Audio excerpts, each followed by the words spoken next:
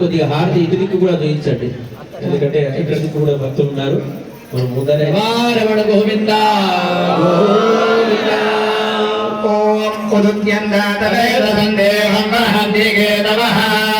దృశే విశ్వాయ సూర్యం శ్రీదేవి భూదేవి సమేత శ్రీ వెంకటేశ్వర స్వామినే నమో నమః. ద్వితీయ హారతి దర్శయామి. గోవింద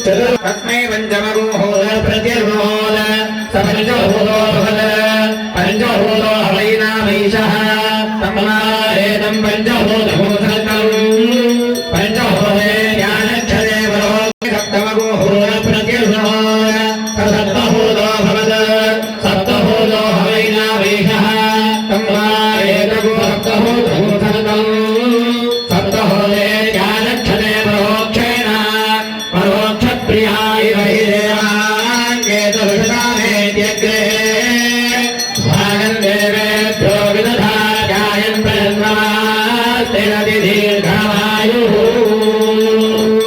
गोविन्द प्रस्ताद पुनर्मध्यः पौर्णमाधीर्याय तस्या देवादिसंवदन्तः उत्तरे नाग इहमादेन्दा.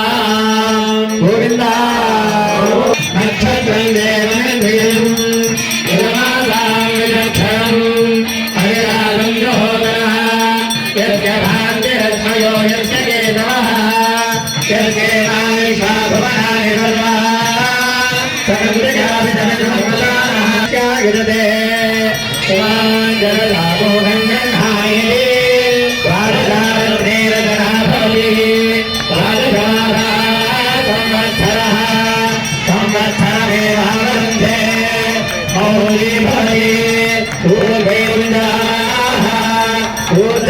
హోమము మరియు చండీ హోమము ఇత్యాది కార్యక్రమాలు, అనేక రకాలైనటువంటి హోమ కార్యక్రమాలు రేపు ఉదయం ప్రారంభమవుతాయి. దయచేసి అవకాశం ఉన్న వాళ్ళందరూ కూడా హోమ కార్యక్రమంలో పాల్గొనండి. దాని తర్వాత రేపు సాయంత్రం స్వామివారి రథయాత్ర కార్యక్రమం, రథోత్సవ కార్యక్రమం ఉంటుంది. అంటే ఈ 9 రోజులు స్వామివారు అనేకమైనటువంటి ఉత్సవాలు చేసుకొని విజయ గర్వంతో ఊరంతా కూడా తిరుగుతాడు. ఎందుకంటే భగవంతుడు చాలా కరుణామయుడు. ఎవరైనా ఉత్సవ కార్యక్రమాలు, బ్రహ్మోత్సవ కార్యక్రమాలు రాలేకపోయి ఉంటే వాళ్ళను కూడా ఆశీర్వదించాలి అని ఒక సంకల్పం భగవంతుడికి. కాబట్టి రథత్సం కేశవం దృష్ట్వా పునర్జన్మ నవిద్యతే అంటుంది శాస్త్రం. అంటే రథంలో ఉండేటువంటి ఆ మాధవుణ్ణి, ఆ శ్రీనివాసుని, ఆ కేశవుణ్ణి చూస్తే మళ్ళీ పునర్జన్మ అంటూ ఉండదంట, మళ్ళీ పుట్టాల్సిన అవసరం ఉండదంట.